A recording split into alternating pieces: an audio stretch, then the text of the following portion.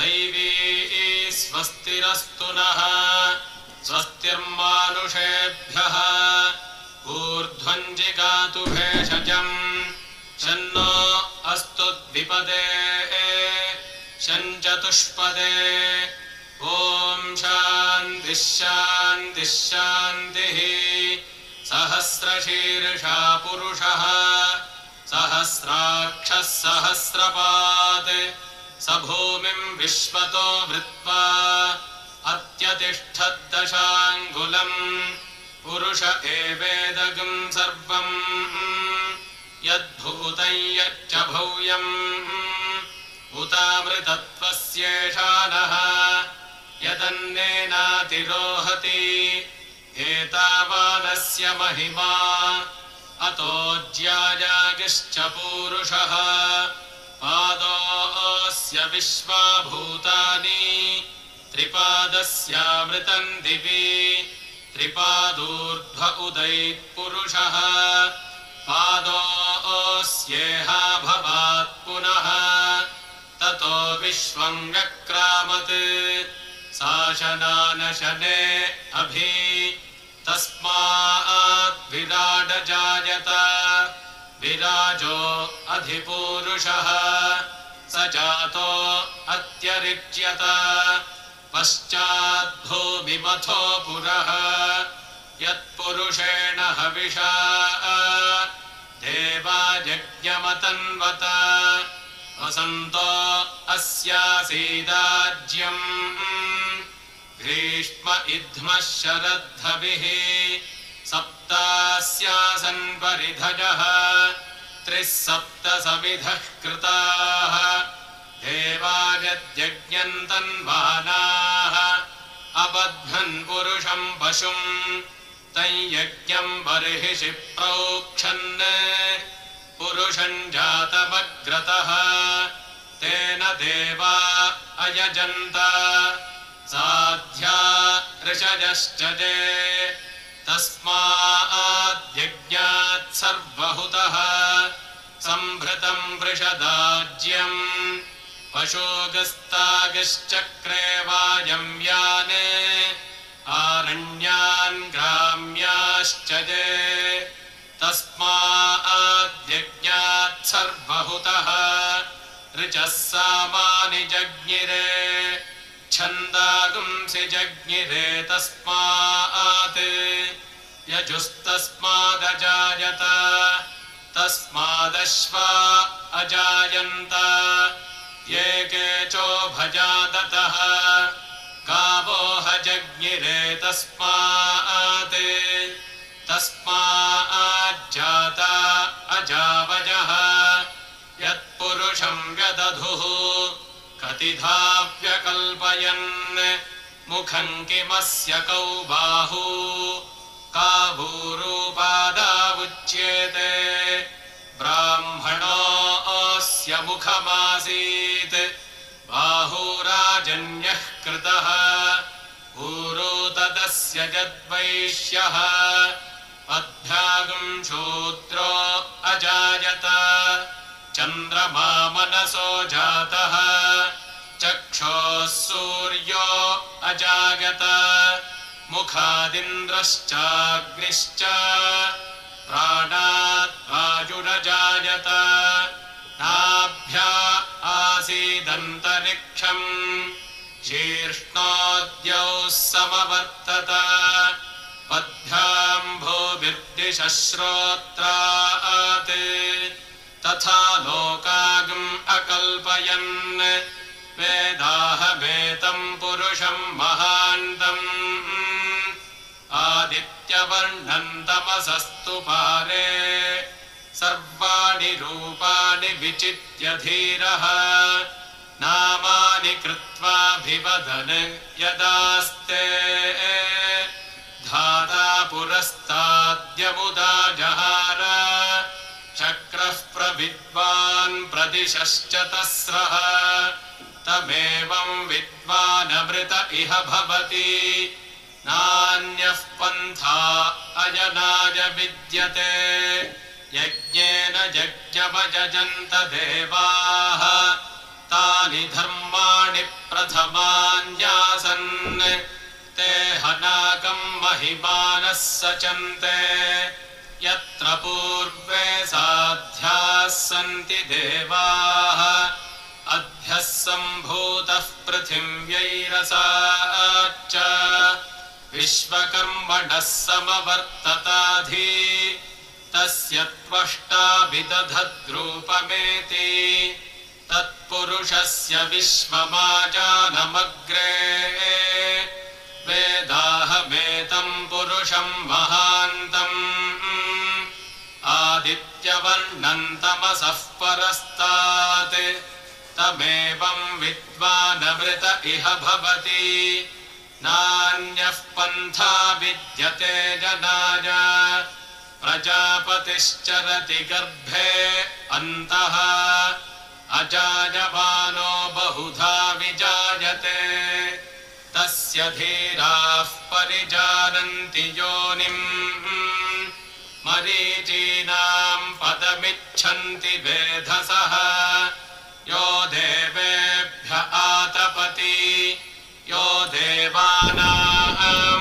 पुरोहितः पूर्वो यो देवेभ्यो जातः नमो रुचाय ब्राह्मये रुचं ब्राह्मं जनयन्तः देवा अग्रे तदब्रुवन् यस्त्वैवं ब्राह्मणो विद्यात् तस्य देवा असन्वशेश्च ते लक्ष्मीश्च पत्न्यौ अहोरात्रे भाष्वे नक्षत्राणि रूपम् अश्विनं यात्तम् इष्टं मनिषाण अमुं मनिषाण सर्वं मनिषाण ॐ शान्तिः शान्तिः शान्तिः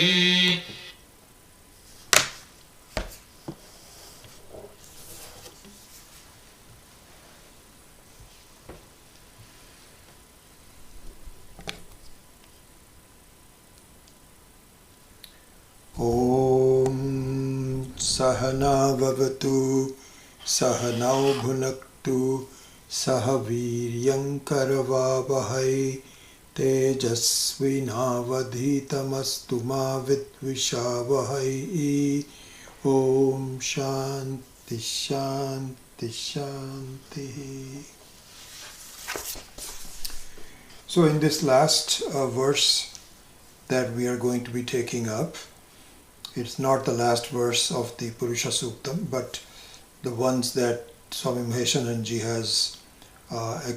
has expanded on with his thoughts, and he considers these as the core verses, and with that a broad review of the intent and the importance of Purusha Sukta is being covered.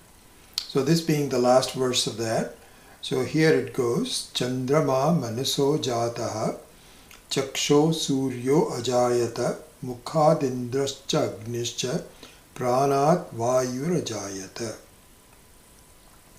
So in commenting on this, Swami Maheshananji says that please understand the intent of Ishvara in presenting this mantra for us. Let us see the meaning. Let's look at the overall intent of Ishvara. So, if you observe this, Chandrama Manaso Jataha represents the Adhyatmika Tattva of Ishvara converted into Adidaivika Tattva of Ishvara. From Adhyatma Tattva to Adidaivika Tattva. And this is true for all also. So Adhyatma Tattva for us are all the subtle tools at our disposal. The mind, manaha, buddhi, wisdom, and then memory, etc., etc. So all of those are called Adhyatmika. And even the Sthula Sharira also is part of the Adhyatma. These are the tools that I have at my disposal, to lead a life. So similarly, for Ishvara also, there are some Adhyatma Tattvam. And so the Adhyatma Tattvam Ishvara also are the thoughts through Hiranyagarbha, the creative ability, and also the ability to express those things, Adhyatma Tattva, express them in the form of visible truths, visible tattva. So there we have two tattvas. One is the Adi Daivika tattva. That means all the manifestations of the celestial powers. Celestial powers. And the second one is Bhautika, Adi Bhautika tattva, where you have the paraphernalia of the various world that it's made out of, such as Akasha, Vayu, etc., and their combinations. And so with the combinations you have both the Jada and the reflective parts of Chaitana and Jada. All of those kinds of very complex arrangements of the manifestation of the Adi Bhautika. But then the Adi Daivika is also a manifestation. So here we are given 4 Adi Daivika manifestations. The first one is Chandrama, the second one is Surya, then comes the Indrascha Agnischa, and then Vayu. These are the 4 being represented here. There are many more, but these are the 4 represented here for us to focus on. So here we should understand that what has happened is that there is a purposeful creation by Ishvara where the Adhyatmika Tattvam is being presented as a Adi Daivika Tattvam. So it's a manifestation of the inner thoughts of Ishvara. So the first, and this is all done with purpose. And so as an important point, which I will continue to make for a few more classes until we finish, is that one of the ways for us to understand this Srishti, understand the presence of Ishvara, the handiwork of Ishvara, one of the important ways for us to do that is not to look upon things as jada, as inert, but as a purposeful manifestation of Chaitana, of awareness. Awareness is not is just the opposite of inert. It is alive. It is real, as our own nature is. We are not inert. We are alive and we are awareful. So similarly, the manifestation also should be looked upon as full of awareness with a purpose. So the reason I'm pointing all that out is that initially, and for most of the people, including the so-called scientific community, the moon is looked at as jada. That's the thing. It is as jada. Surya is looked at as Jada. Vayu is looked at as Jada. But it is not. It is not. And this fact will become even more clear when we take the next pairing of Surya and Chakshu. So I will point this out again at that point. Let me turn my phone off. So this pairing will become more apparent in the next pairing. But even in the case of Chandrama, please understand that for a student to become wiser and to become more dedicated towards understanding of the truth of what is happening through the teaching of Vedanta, it should be appreciated that Chandrama, as an example, is not Jada. Why is it not Jada? Because it is born out of the mind of Ishvara with a purpose. With a purpose. And so how is that? So every Devata, the form of the Devata, the function of the Devata, the purpose of the Devata is very carefully planned by Ishvara. So take the moon for example. It's our experience, common experience of everybody, that the moon, as we saw in a couple of classes ago, is meant to delight. It is meant to give us coolness of our mind, a sense of satisfaction. So that is the purpose of this Devata. Now when we come to Surya, it's a different purpose, which we will go into later. But just stick to Chandrama, which is the example we are taking. Chandrama manaso jataha. So here's what happens.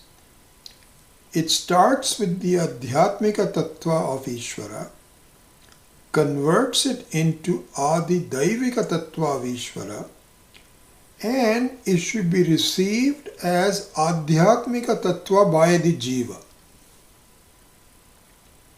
Mind transforms into a Devata. Chandrama is a Devata, not a Jada.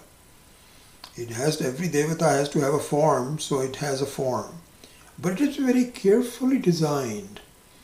So you can always you can approach it from the scientific and Laukika community, that it was broken off from the earth and it never had life, and you can explore it and what kind of rocks it has, what kind of elements it has, does it have air, or you can keep doing it if you want to.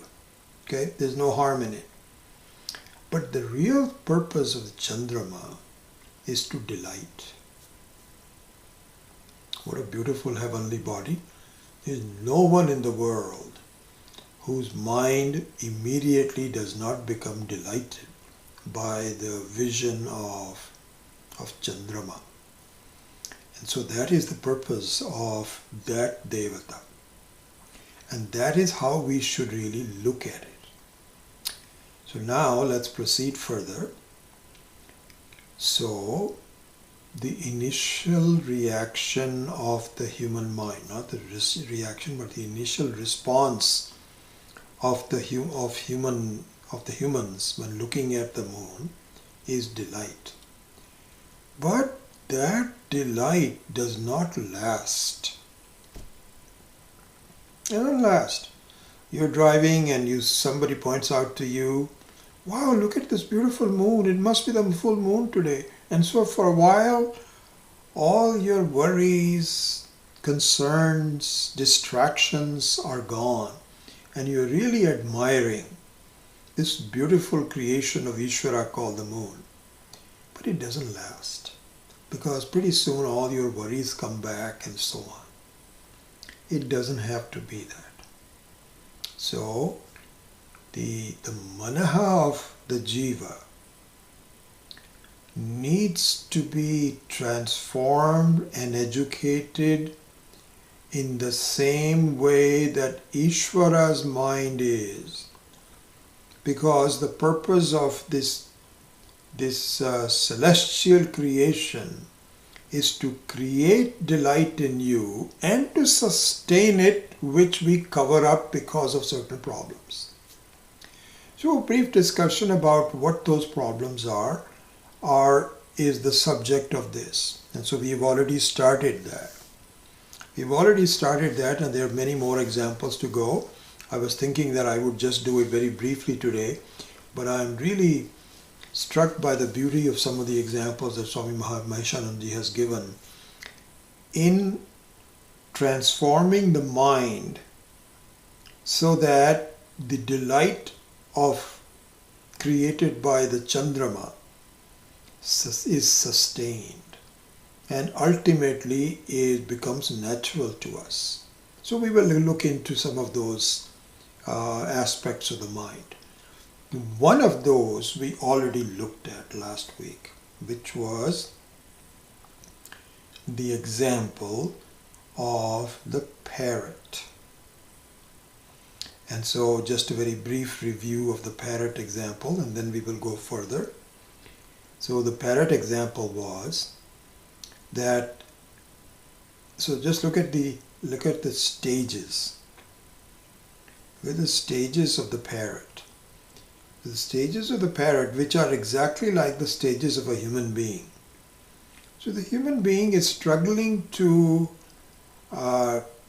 make a mark for ourselves in the world, to become successful, to do something worthwhile, and to struggle to do so, getting jobs and doing research papers and raising a family and making money and keeping track of keeping our health in check, and having a society where I can fit into and I contribute, all those kinds of things.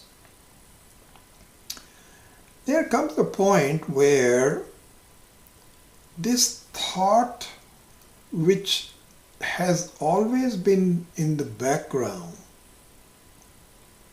starts to bubble up in priority, which is, why am I doing all this? Where is it taking me? Is it giving me any lasting happiness? Is there anyone else that has lasting happiness? How does it elude us? Is there something more than the day-to-day living? And in fact, beginning to understand that I am really limited in my options. It's as though I'm in a prison of some kind. So that thought bubbles up. It doesn't happen right away. Because even if the mind proposes something, what are we doing here? He says, you yourself say, shut up. Let's just keep on living. Everything is going on well. I've got a good job, making money, all those kinds of things. There's no need to pontificate on these kinds of things. So your mind says, okay, I thought I'd ask. Okay, fine. And for a while it keeps quiet, then it comes back up again.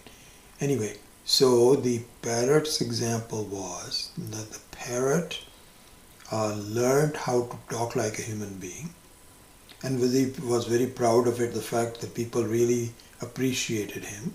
He became successful, so to speak, so much so that he was put into a golden cage, not an ordinary, and he was probably very happy with that. That I am one of the well-considered parrots. There are not too many like me. And he probably is proud of the fact. He's fed very well, good food. And all his masters appreciate him. Hey parrot, good morning. Good morning, you say. And so it was a wonderful life. Then it began to dawn on him that I am in prison. I cannot even get out. I wake up in this cage. I die in this cage. And yes, I'm given some food, but I can move maybe about 6 inches, maybe 9 inches and turn around and that's it. Is this my existence? I see some of the birds flying around at will. They come in, they fly away, no one catches them. And shouldn't I be one of like those?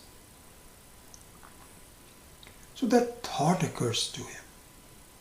But he doesn't know how to get out because there's no way. So he proposes a question. And he simply says, please can you find out from this Mahatma if there is some way for me to get free. The Mahatma was waiting to be asked. And so he knew exactly where the question was coming from. And he acted so well, he just flopped down. And the people all were afraid. They got scared that our Mahatma has something has happened to him. And the stupid fool is the one who was responsible for making that happen. So they come back and this guy was asking, so what did the Mahatma say? And they were so angry at him. They said, shut up. You have no idea what you've done. And in fact, we're not going to give you any food today just to punish you for doing that. So he says, I'm very sorry, but what happened? So they recounted the thing to him that the moment we asked the question, our Mahatma flopped down and really was not moving at all, and we thought this is the end of him and we just got scared and we left. The parrot said, oh my God, why didn't I think of it before? Thank you, sir. Thank you, Mahatma. You have saved my life. So he went to sleep without eating any of the food that might have been left over. And next morning, as soon as the sun came up, he knew that people were stirring up in the house. He flopped down and stayed down. So this is what is called Sahajavastha. Sahajavastha means that you have to really be sincere, as we were talking about in the last class, that if you really have to give up your fascination for things and so on, you are very happy that you are being well received and so on. Remember, we had talked about this before, that Swami Maheshananji has pointed out that really speaking, that what's really keeping you is a sense of belonging. These lessons, by the way, all these talks and lessons and so on and so forth, you know who they are meant for. Because the adhikari is important. The same words will be meaningless to a different adhikari. So the adhikari that it is being talked about are for some of us who are really sincere in understanding the Vidya of Vedanta. We think it is beautiful. This is something that is, I want to do. I want to learn. But I don't know how to do it. It is that adhikari that these talks are being given to, including to myself. It is not the casual person who doesn't understand what the importance of Vedanta is. There, if you go and tell him that, you have to die to the world, what kind of a reaction are you going to get from him? So this is to maybe not to an Uttama Adhikari, not to the best Adhikaris. You know, there are three kinds of students. So Adhama Adhikari, which is 99.9% of the people who say, oh, this sounds interesting, let's go to something else. It's like the Book of the Month Club. I have so many friends here. I have a good friend of mine who, first of all, I have declined all invitations to participate in a book club. Very happy that I had the wisdom to do so, because I am so fortunate that I got into an in-depth teaching of Vedanta. Once I saw that, I said, this is what I want to do. Book clubs, etc., they came later. My friends would say, now we're getting older, why don't... I have so many friends who are in book clubs. And recently one of them said, there's like two or three times have happened. We have a book club and people don't know much about Vedanta. Would you please recommend a book for us to read? And if you can join us for a while, we understand that you teach Vedanta and so on. And I either decline or give them some book to read with no expectation. So this is the Adhama Adhikari. The Madhyama Adhikari are like you and I, where we are caught into it and say, this is something really beautiful. Then you have the Uttama Adhikari that really gets the whole thing done very quickly. Anyway, all I'm saying is that these points that I'm making about Manaha, which I'll continue to make for the next few classes, are really meant not for everybody, but for those of us who might be very sincere in learning and yet are frustrated. How come I don't see what the Shastra is telling me? We had so much discussion about that. I can recall the names of you who feel frustrated and says, I thought this was supposed to give me the wisdom and I don't yet feel that I have the wisdom. Why? It is for that person it says, you know what? You have to be like a parrot. You can pretend. And so they all, everybody, this is a very common refrain in the teaching of Vedanta.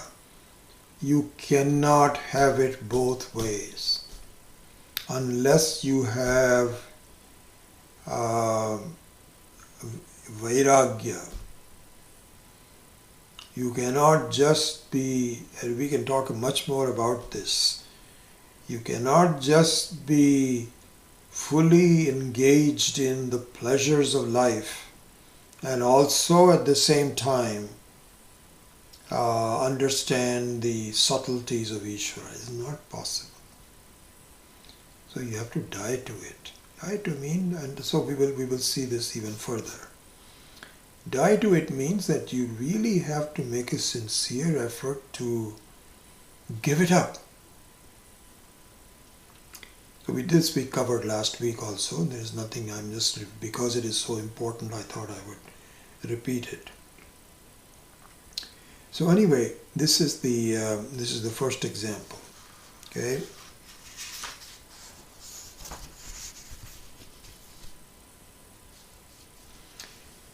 So now,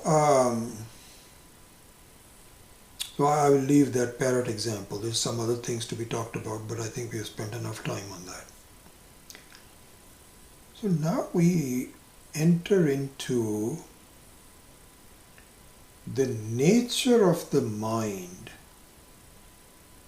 and how the mind, this is the human mind, it's not Ishvara's mind. Ishvara's mind is the ideal mind. But the human mind, which is temporarily happy with the vision of Chandrama, that mind, is the one that is responsible for our staying in samsara. It is really the mind, and we will just discuss what you mean by a mind. But this internal organ called the mind, the way I think is the mind, is responsible for my own problems. And so some of it might seem a little odd at first, but we'll continue to do that, and I'll try to fill in all the gaps soon, hopefully. So what is said is, please understand that your mind is the one that is creating a sense of samsara in this world. You are not the victim of samsara, as you and I might think. That, things are not going well with me, I've got so many problems, and this, that, or the other, health problems, money problems, personal problems, and why is this happening to me? I'm at the receiving end of it. This is our normal thinking. So Vedanta, the Acharyas say this, please understand, this is not true. Get this for once for all. You are creating the problems for yourself through your own mind. Really? How? So this is pointed out in a variety of different ways. And I'm just giving you, we don't have time to really go into this in such depth. So it'll take you, this is just one text and so on. But whether we are going into in some depth or not, the fact remains that even a glimpse of it we should understand to be very true. We shouldn't say, even though you and I may not be convinced that our mind is responsible for my problems, we may not be yet convinced, but we should have Shraddha that no one will tell us this unless it is absolutely true. No Shastric Acharya will ever tell us with something which is not true. And they're saying, please see this. Start this. And so he says, so there are so many different aspects. This is what is called a manaha being dissolved into yourself, where it is no longer this creating havoc in your life. It is very possible. And this is given to you that in this deep sleep anyway. Don't you see that your sense of samsara is when there is a mind, and your sense of samsara disappears when the mind also disappears. Don't you see that? So we say, yes, we see that, but then what I want to do is to make sure that when I'm awake, there is no samsara for me. How to do that? Okay, good. At least we have accepted the premise and we need to work on it. So here,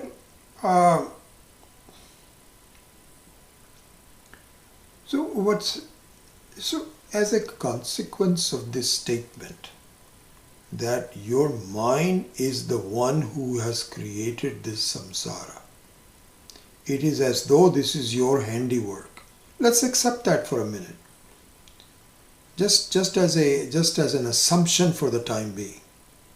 Because I really am not convinced. I think that how can you say that I'm just a small person, I'm at the mercy of things happening, and you cannot say that. But I'm willing to give you the benefit of the doubt. Yes, please proceed on. So it is said, listen, fact of the matter is, you and I create from our past propensities and so on. You and I create. This is my creation. It is my creation where I create a cocoon and I am caught in it. I create.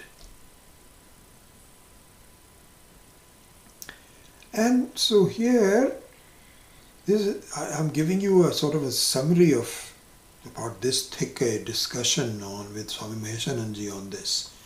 So I didn't know what I was getting into. If we wanted to really explain all of this, we'll have to lengthen this class for another 4 or 5 months minimum. And I don't want to do that. I think I want to come up to a stop and then move on to some other kind of a thing, other kind of a text. So anyway, what it says is, this is your creation, and therefore any of the things within that creation do not completely satisfy you. And here Swami Maheshananji gives a beautiful example to illustrate this fact. He says, look at this. Supposing you are sitting in your house and you have invited a friend to come visit you.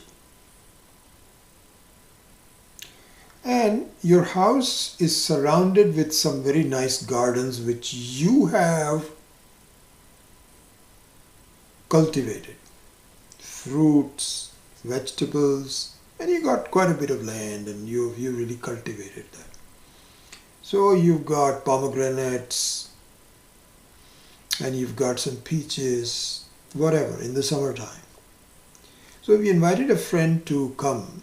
So the friend comes in and says, I've got a gift, I've brought a gift for you. So you say, really? That's wonderful, thank you. I'm looking forward to it. What is it? He says, here, let me open the bag. From the bag he opens up, and there is a couple of pomegranates and a couple of peaches. And furthermore, so that's already a disappointment because you already have those. You have plenty of those. There's nothing new in what your friend has brought. But to make matters much worse, the friend says, by the way, I did not have a gift to come with me. So I stopped at the gate and I plucked your flowers, your fruits, and put them in the bag. These are all yours. What will your reaction be? Your reaction will be, you must be kidding me. You are giving my things to myself? Anyway, he's being very polite and he says, oh, I'm so happy you're admiring my garden. Don't you like these? Oh, we are very polite and we don't really, inside we say, what? You are giving my things to myself? Swamiji says, please understand the reason we do not get lasting satisfaction in our life from anything, is because I am the one that created it. And within the envelope of what I created, you are giving me something back again. And sure, I can understand, I can enjoy my own pomegranates to a point. But what kind of a lasting satisfaction would that give? Cannot be done. Really, the world's limitations, the limitations that you have created an unlimited number of limited things. And so anything that you get within that is never going to give you that. So what should I do? If you want to give me a gift as a friend, you have to bring it from outside something, which is I don't own it already. something new for me. This is what the trick is. Beautifully explained. Beautiful. I think this is why I admire Swami Maheshananji's way of communicating. And the way of growth, that course that we six Vyaktitva ka Vikas. It is Vedanta, it was Vedanta, but presented in a way where I can relate to it. And this example also is the same thing as some of the other examples that are going to come. So here he says, you're not going to be happy with the world because it is your own creation. So what should happen? I want something which is beyond my own creation. This is where the teaching of Vedanta comes in. The Vidya, the knowledge of the self, the knowledge of Ishvara, the knowledge of Brahman, the knowledge of the Atma is not my creation. It is something beyond that, and something which is better than this world. And I need to pay attention because you see this? Even the potential of the world to satisfy me is not there. It may give me some minor satisfaction here and there, but it doesn't really give me the lasting satisfaction because I'm incapable of creating that. I don't know how to do it. It has to come from outside. This is just another beautiful example. Let's go on to another example. This one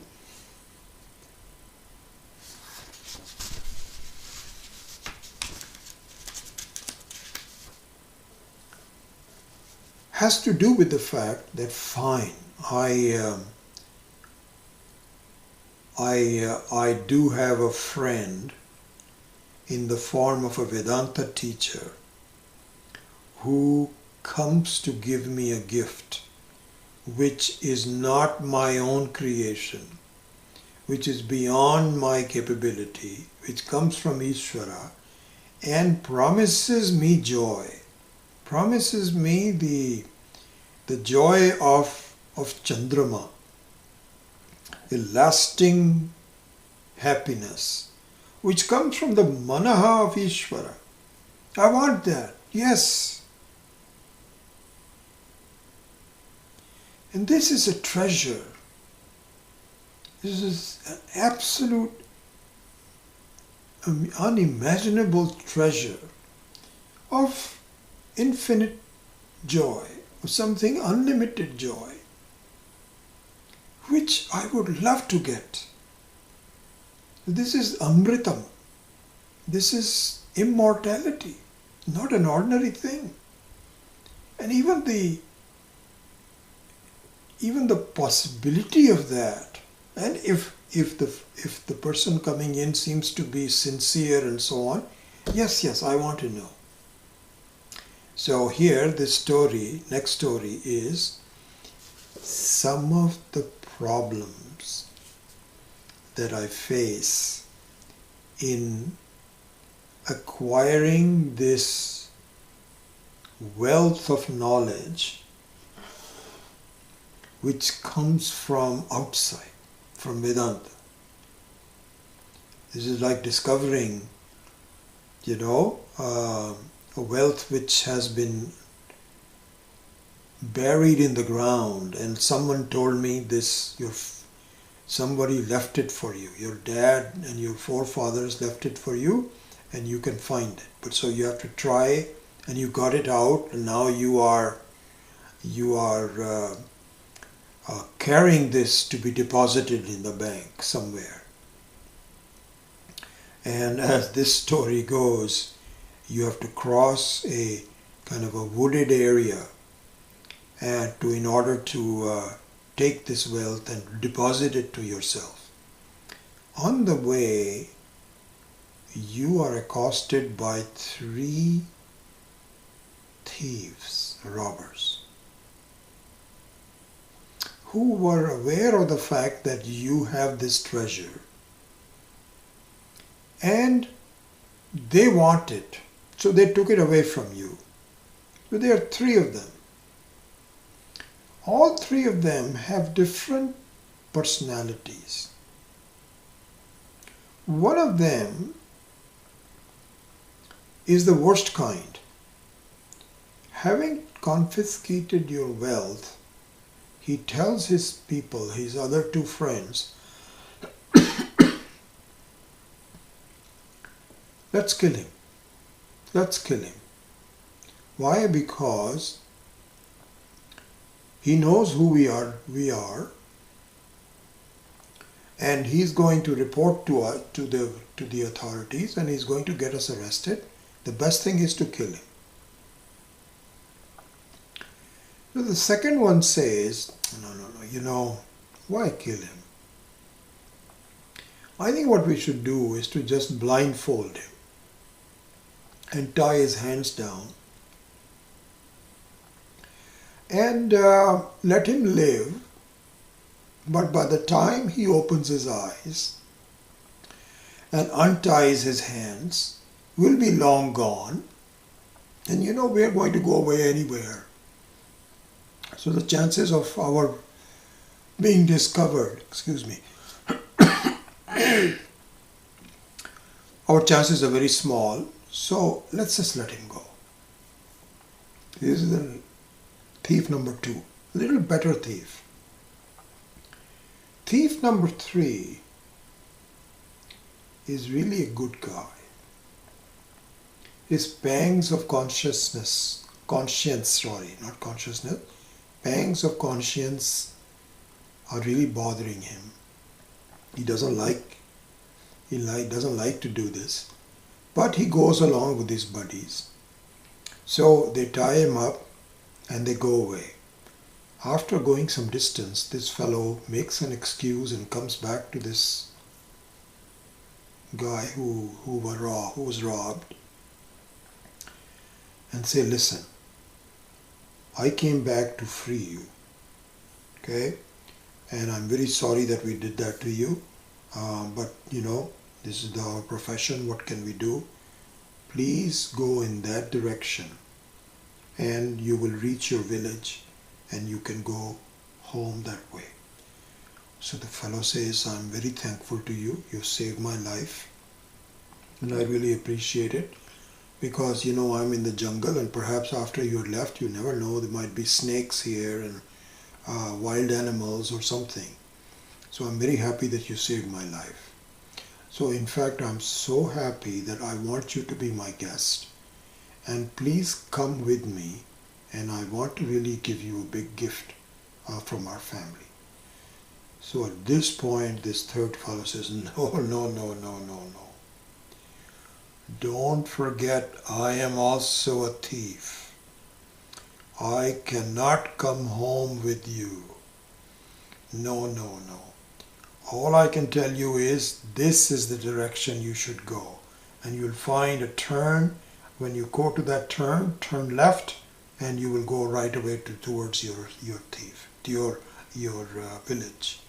But I am not going to come. This is the example.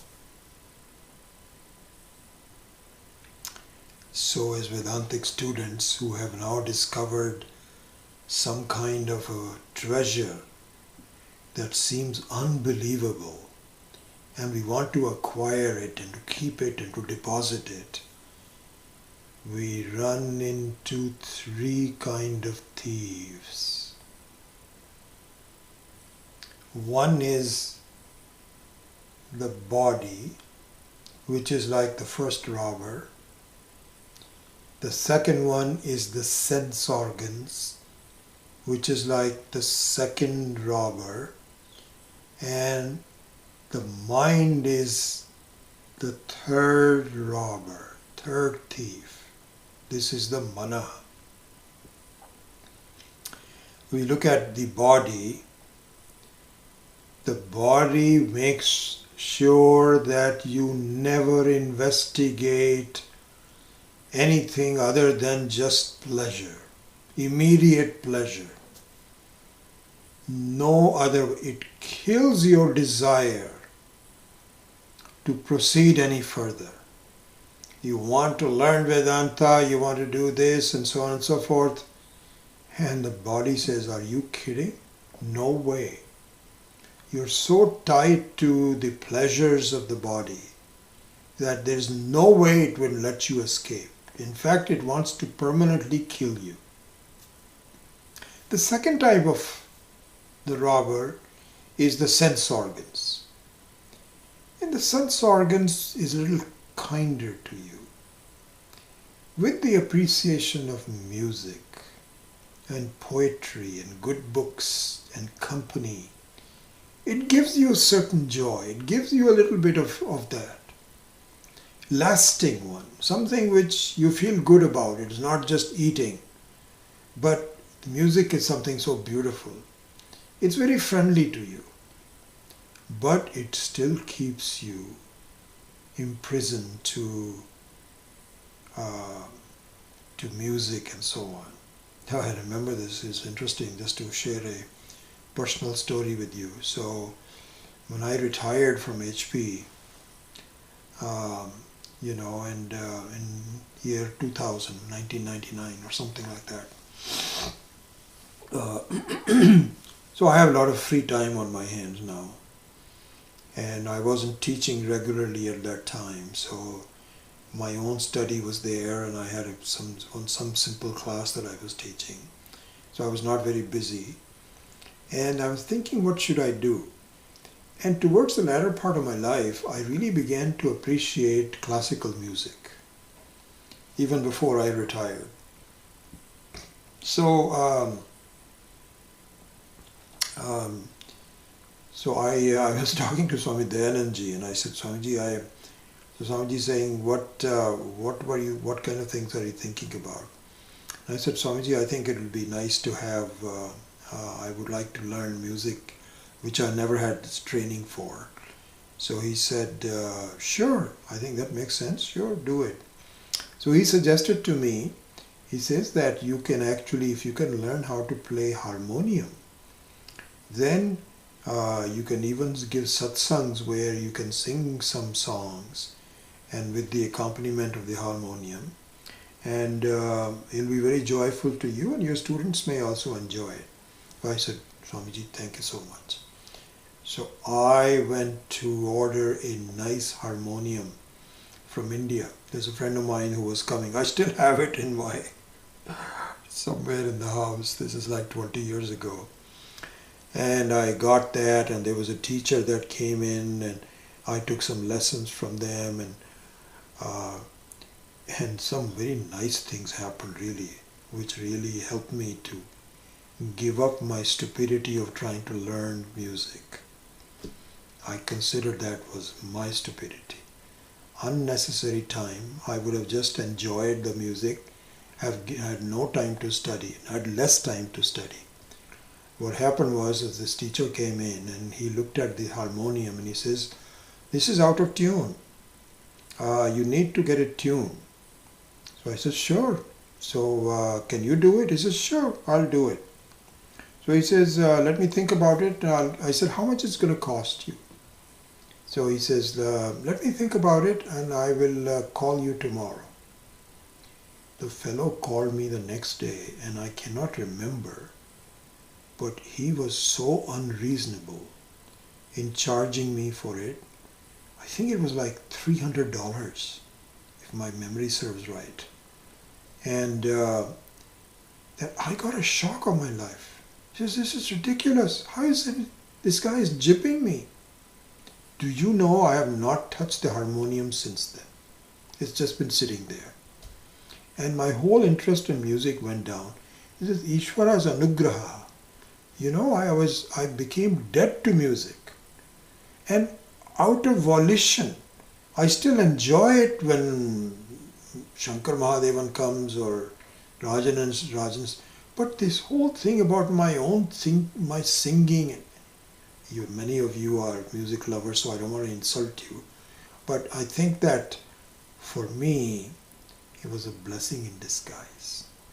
So the sense organs are the second type of a robber that do give you some pleasure, but keep you from expanding your thoughts to something even more beautiful than music, which is an appreciation of the self. Something much more profound, much more subtle, much more lasting. And I'm very happy that I had the wisdom to give it up just when it was going to take off the rest of my retired life as a hobby. Anyway, that's just a personal anecdote. Then the third type of robber is your mind. Is your mind. And the reason why the mind can be very friendly, because it says, here is the way to freedom. I came back to tell you to do not spend all your time in bodily pleasure and sense pleasures and not be under the spell of these things. Here is where you can go. So you say, I'm very thankful to you. Thank you for giving me those thoughts and so on. Can you come with me? Because I like what you're telling me, and I want you to be there with me all the time. At this point, the mind says no. He says, you have to find the way. I can show you where to go, but you have to give me up also. Beautiful. Really speaking, if I become slave to my thoughts, slave to the thoughts means I'm always thinking that these kinds of thoughts should always be with me, then this is Saguna Upasana. At some point in time, I should be comfortable in understanding that even the mind itself is an imprisonment. So this is called Brahmalina mind. This is Amani Bhavaha. This is what is being talked about. This is the specialty of Vedanta. That you really have to even give up thoughts and really discard them even if they are there. You don't own up to it. Obviously it needs to be explained much more. These are just statements. But so this is what, this is the manaha. And so the Ishvara Arpana Buddhi also is exactly part of that. That really, Ishvara, this is your mind. And I want to be, if you need to have the mind all the time, then you're not free. You're not free. Because the mind itself is a reflection of Atma.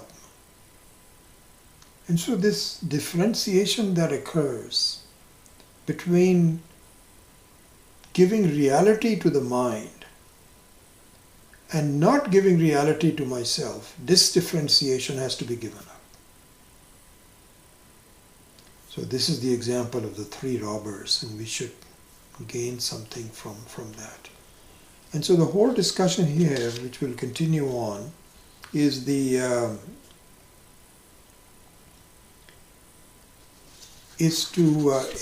take the lessons of Manaso-chandra jataha, that my sense of delight should be like the sense of delight of Ishvara, not the Jiva's mind, but Ishvara's mind, which is non-dual, which is Advaita.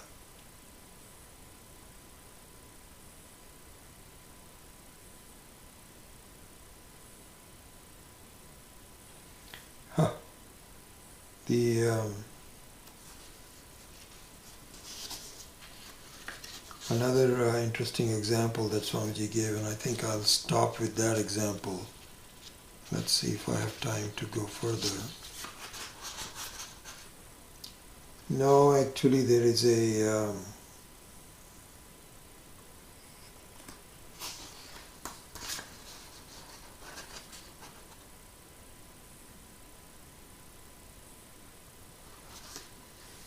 in fact, let me take up this example, which is, there's a couple of other things that I thought I will now not go, I won't go into it, but there is one thing which is not even an example. It is an illustration of the creation of Ishvara, where I need to understand that and relate it to the mind and its objects. It's still, so if you allow me, I think another 10-12 minutes, because sometimes I finish by 9 o'clock and I have until 9:30, so allow me to spend some more time doing that. And with that, I think I would be happy. We would have covered most of it. There's a couple more things that I need to do next week, but the bulk of it in the Manaso-chandra jataha, Chandrama Manaso jataha, will be finished. Okay, so let's look into this. Very important, I think, something which was very revealing to me as well when I thought about it. Okay.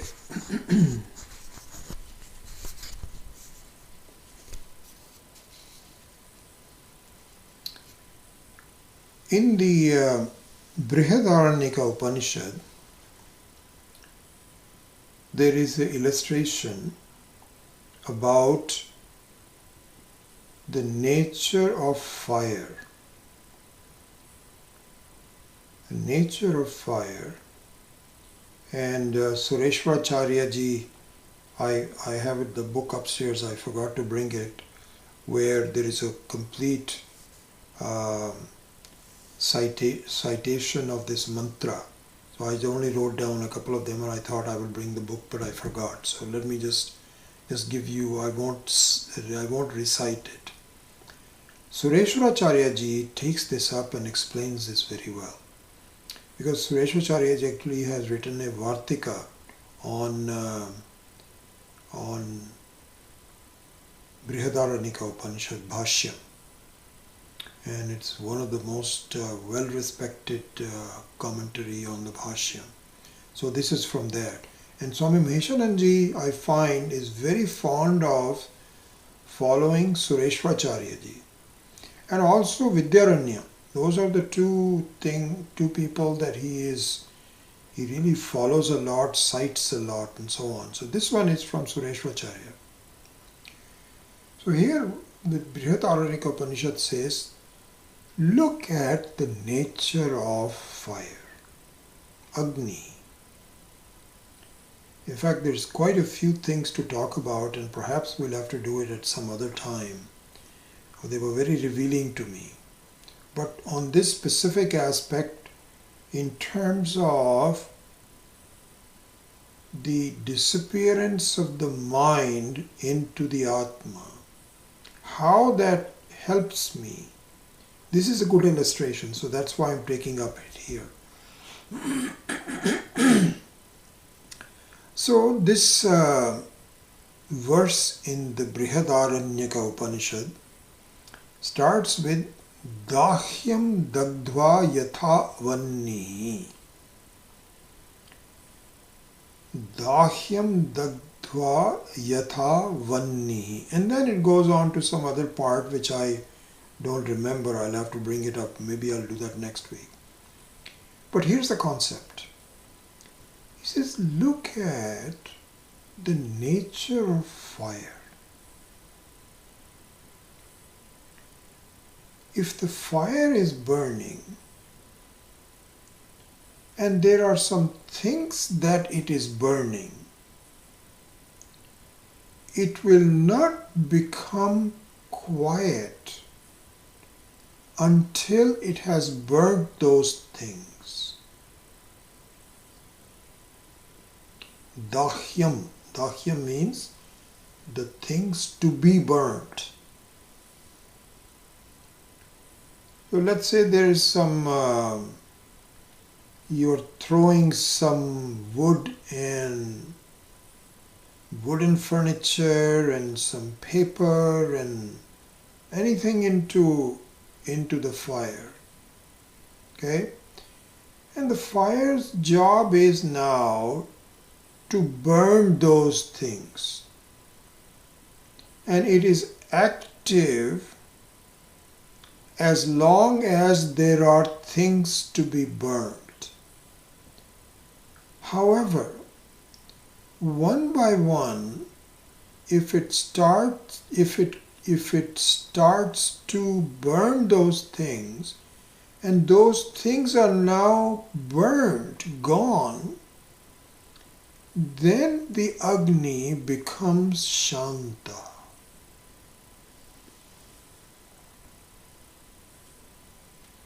Actually, it's very interesting. This is something that we need to talk about at some other time. Agni never ever disappears. Never disappears. It is always there, but it needs something to burn. And when there is nothing to be burned, it goes back to become Shanta. It doesn't disappear. In fact, the modern physics also recognizes this, that in fact there is no transformation, there is only a transformation between matter and energy. So the energy is always there, but if the matter is available for the energy to express itself, it does.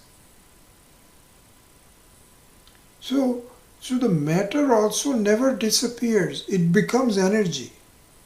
Even the modern science has discovered that. So this is exactly like this. So in fact there are two devatas that are prevalent in the whole world, which are Agni and Vayu. Vayu Devata and Agni Devata are almost as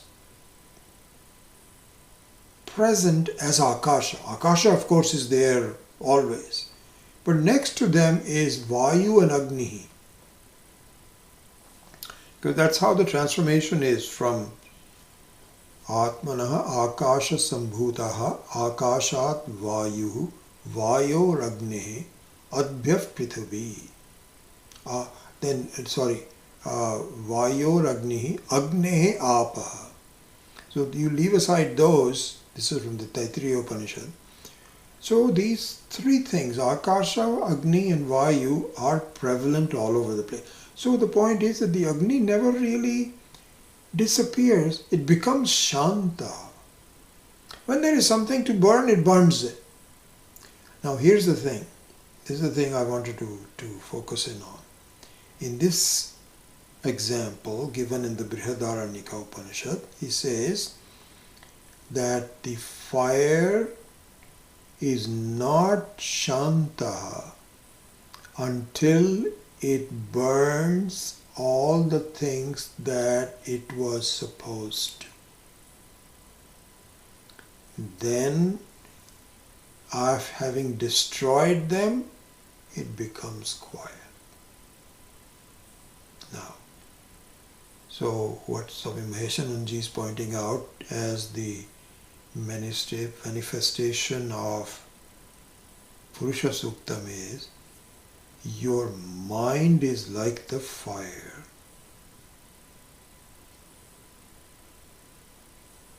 And the objects of the world that comprise the samsara are something that need to be burnt away. So just follow this analogy for a minute. Your mind is active as long as there are things around for it to be interested in. And it wants to overcome them. And it itself will not disappear. The mind as an upalakshana. Upalakshana means as a direct analogy, a proxy for Agni. As a proxy for Agni, the mind itself will not become shantaha until it burns all the things that it needs to burn.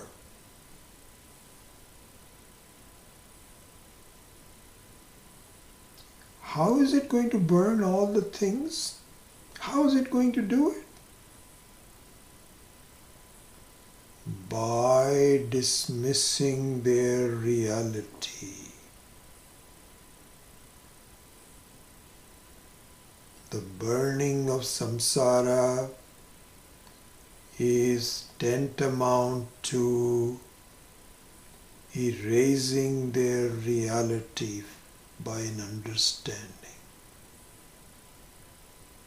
The mind will not rest and become like the fire which is now shanta until the world that is its own creation has been rendered valueless, realityless.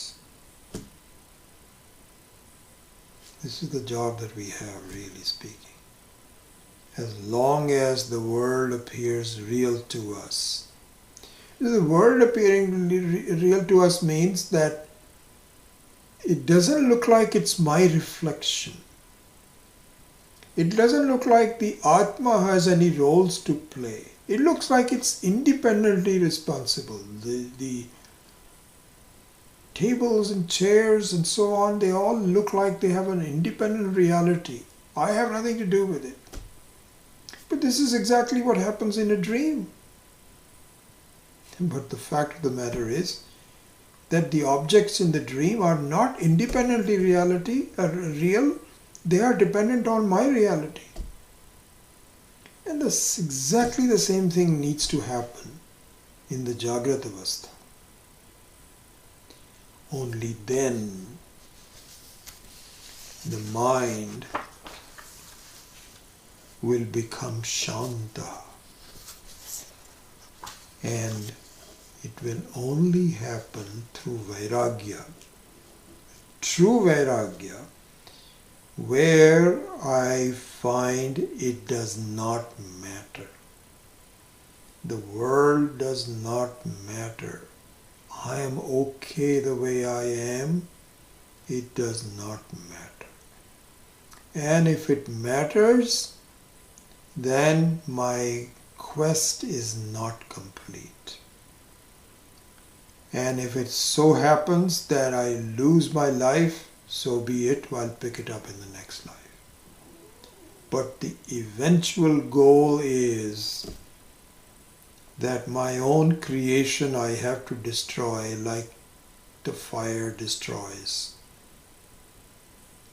all things that need to be destroyed. Only then it becomes quiet. Otherwise it is still very active. It's participating. Beautiful examples of the manaha. So with that, I just have a couple of things that I want to talk about more, which are just absolutely beautiful. I rather make sure that I talk about it. But I think we are close to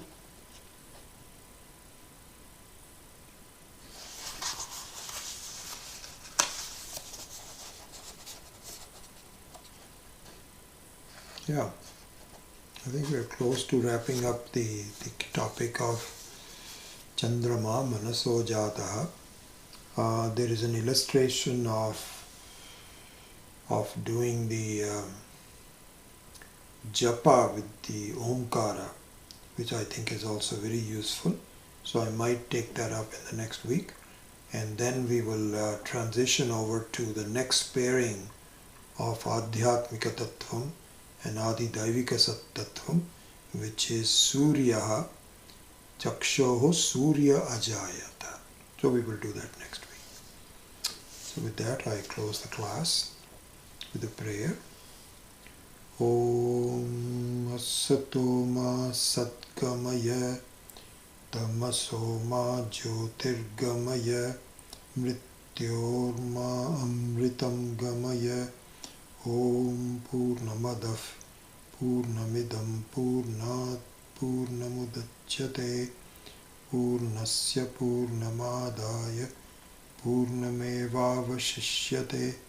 Om Shanti Shanti Shanti. Harihi Om Shri Gurubhyo Namaha. Harihi Om.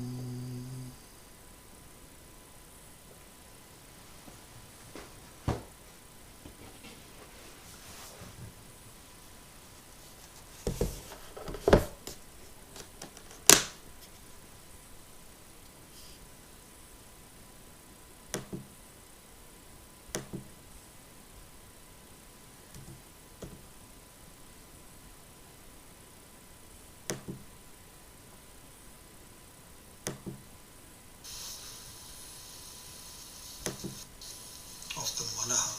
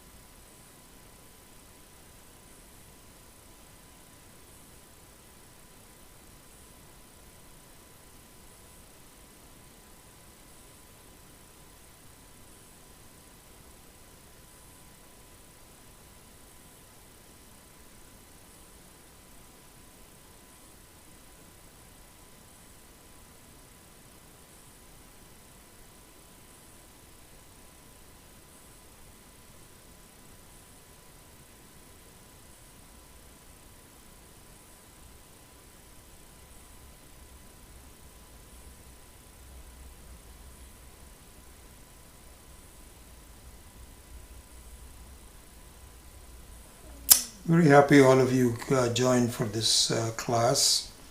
I'm really so wonderful to share these thoughts. Okay, let us see any Balamani. Is there any scientific proof for mind or soul other than Vedantic spiritual explanation? Our own experiences, really. So the science is, the scientific inquiry is incomplete because it does not admit of the presence of Atma, which is independent of the samsara. It doesn't. It is still not convinced of it. It thinks that awareness can be manufactured. And so all kinds of interesting, idiotic things. And so they cannot really have any proof on that. So two things are, so the explanations of Vedanta have to be looked at in three different ways, as we've gone through that before. One is that it is called Shruti, means it's the experience of wise people, number one. The second one is yukti, which means that there is no discontinuity in logic. So a discontinuity in logic would be somebody says, last night an elephant came out of my left ear. And I'm the guru and you better all believe me. So all the students will say, Guruji, that's wonderful of you to tell me all that. But as soon as I get out, it says, I am not coming back. This is a good discontinuity of logic. So any logic that is presented by the Shruti also has to be meaningful. Like the illustration of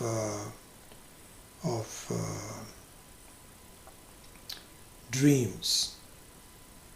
That how dreams appears to be real but it isn't, is a logic that should be reasonable. And the second, so Shruti, Yukti, and the third one is Anubhava. Anubhava means that should be our own experience. So beyond that we don't need anything other than that. So that's kind of like how it is. Anyway, we'll go over that in more detail if you like. Arvind says, Manaha eva manushyanam bandha moksha karanam. Exactly right. That is precisely right. This is given all over, that it is really the mind. And I think what we are saying here is that Swami Dayananda used to say this in his own idiomatic way of explanation. He was very fond of presenting things in a way that was very original, even though it is the same scientific truth, but he had a way of explaining it which was very idiomatic, very nice. Like for example, he would say, we do not have one God, we only have God. People say, do you have one God or multiple gods? We don't have one God, we don't have multiple God, we only have God. This is the truth. But it was not expressed that way. It's a very, very nice way to express it. He was really very creative in presenting the thoughts of Vedanta in a very modern way. Similarly, here also he used to say, that is what triggered my thoughts, you are the problem and you are the solution. He used to say that. And it wasn't very clear to us. It sounded pretty good, not good, but it sounded interesting. I am the problem and I am the solution. And for a number of years it was just as a kind of a respectful, because Swamiji would never say something which is not true. So it's not as though he'll say, come on, you can't say things like that. We never had that feeling. But nevertheless, we didn't understand exactly what it meant. What he meant to say was exactly as Arvind is saying, that the mind is the one that creates the problem, and the mind is the one that solves the problem. In fact, in Bhagavad Gita also, Krishna says, your mind is your best friend and your mind is your worst enemy. You decide. And a way of looking at things, way of solution, attitudes, all of that is what mind is all about. And so the saying that you are the problem means that the world is not the problem. You yourself take responsibility for it. This is what was being said. A very beautiful thing.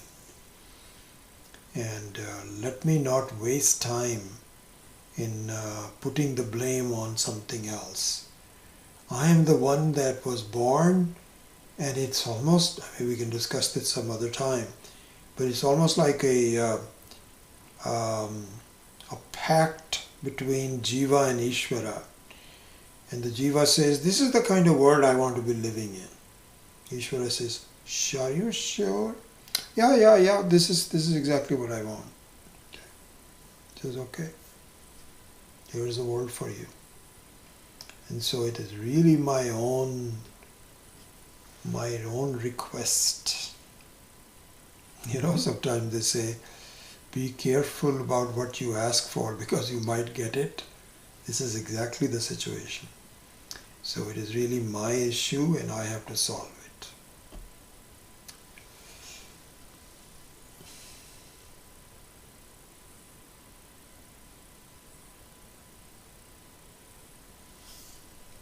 Thank you, Chandra. Good.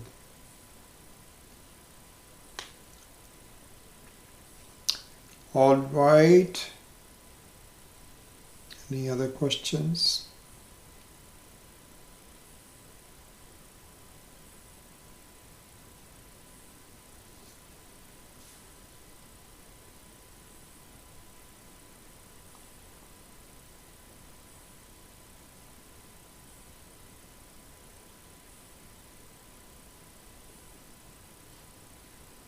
Vandana Agarwal, aren't you in?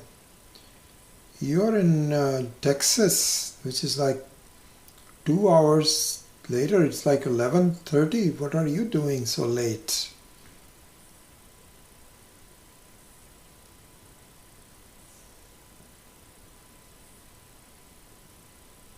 Anyway, my good wishes to all of you. Please keep safe. Hi, my name is we Louis will. Lavalier, and I'm a one percenter. I own a multi-million-dollar estate on the South Florida coast, and one. Press the wrong button. All right, we will see you next week. Om.